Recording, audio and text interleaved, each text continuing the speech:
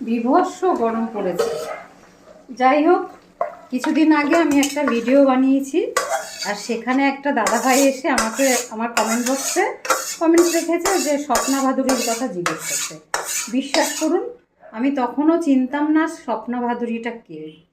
তারপরে যখন এই স্বপ্না ভাদুরীর ভিডিও আমার সামনে আসা ধরেছে, তখন বুঝলাম যে এই স্বপ্না ভাদুরীর খোঁজ কেন করছিল এই দাদাভাই, যে এই স্বপ্না ভাদুরীটা কে, তখন আমি বুঝতে পারলাম। তো এ মহিলা যেই সেই মহিলা নয় রে, এ মহিলা ডেঞ্জারাস মহিলা।